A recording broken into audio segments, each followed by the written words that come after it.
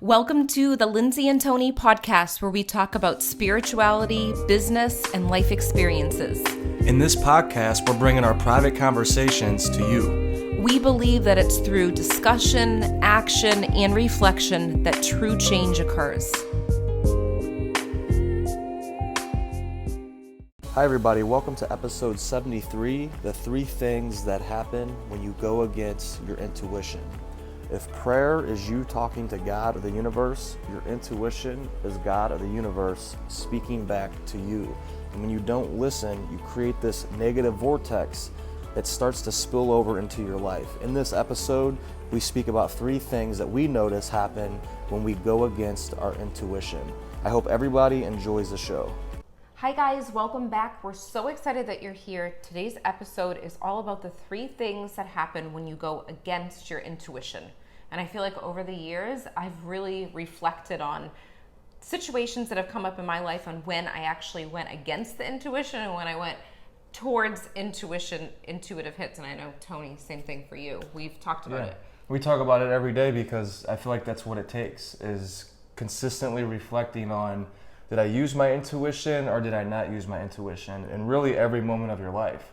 And we're gonna talk about why it's so powerful to spend this amount of time on reflecting on this certain topic. Yeah, because then you'll be able to go into situations and recognize, wait, why did I feel that way?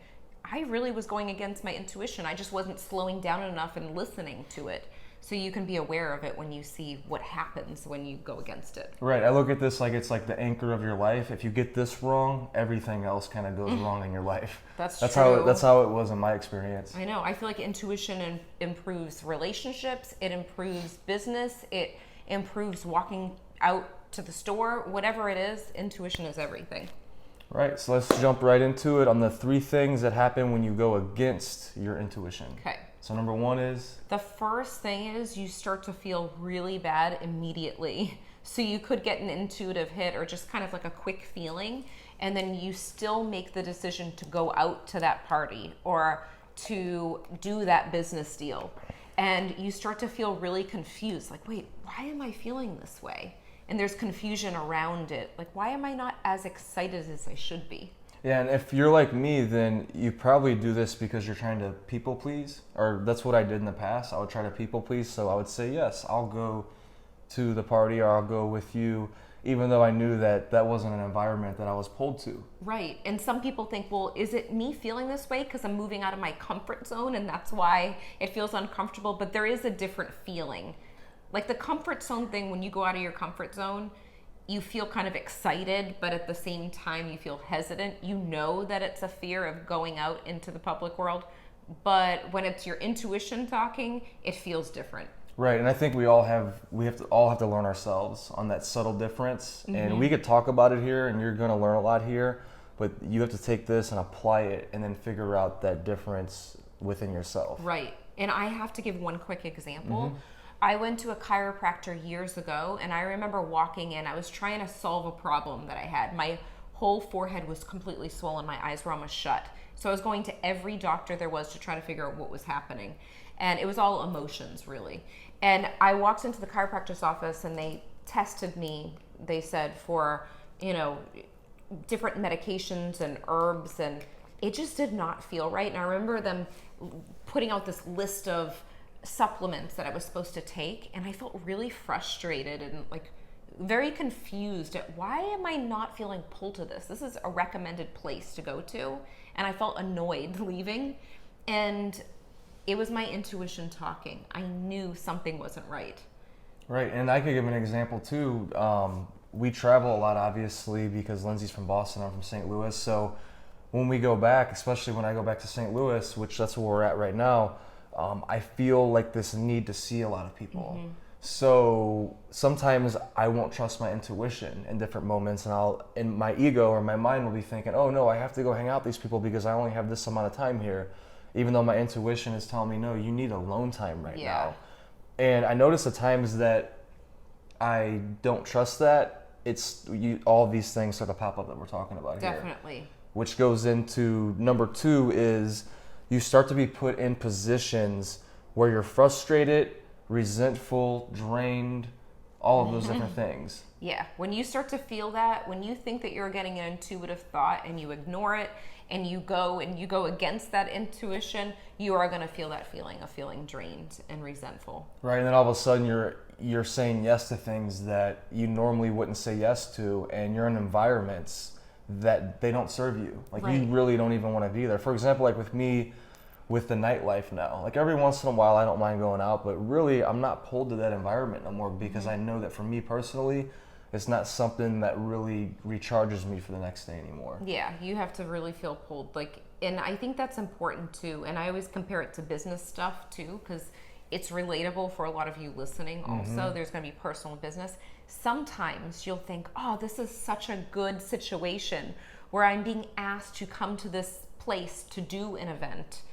But intuitively, something in your stomach says, that doesn't feel right, but I'm grasping because I need that for a business. When you first start out, that's going to be something that comes up. Well, I should do it, but why doesn't it feel right? Listen to it, because you will be drained, you'll be resentful. It happened to me.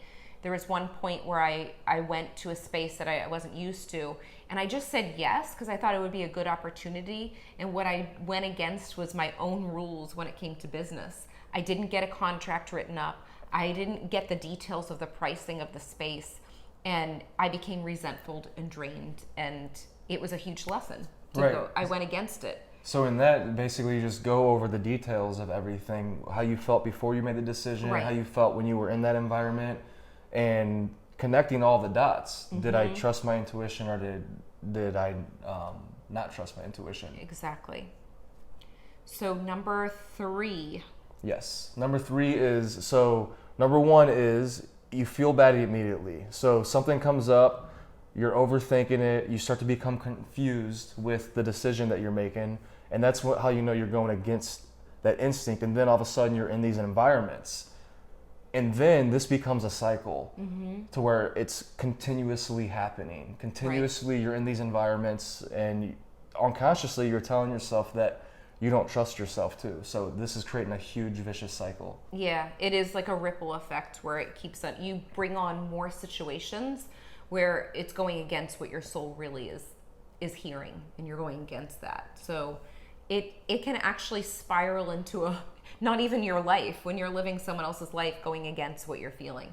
Right. I can remember being in high school a lot of the times to where I would do this. I would do the cycle. I would have a decision.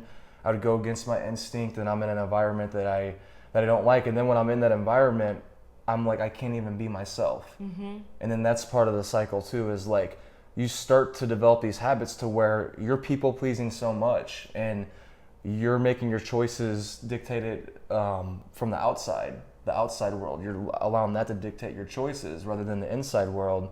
And then all of a sudden you're in this cycle that starts to pull you down, and you become 100% people pleaser. Yeah, and then you don't even know who you are. So then it goes into a whole nother situation. So I think just being aware of these 3 things will make you realize, oh my gosh, I can't go against my intuition anymore. Right. So if any of you all could relate to any of this, or if you have stories to where you did this and you're like us, to where we've done this a lot in our past, we could go tell you a lot of stories about it. Go ahead and put them in the comments below and just share with us, because I feel like the more that we share these true stories and help people become more aware that they actually have an intuition and how to make that distinct decision, the more that we could start to go the opposite way. Yes, definitely.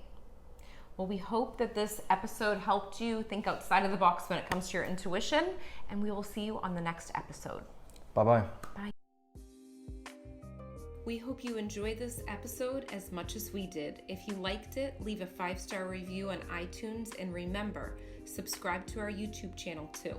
If you can think of anyone else that would love this episode, share it with them right now on social media or email. And remember, getting results is a process of learning, applying, and reflecting. Stay consistent and continue to grow every day.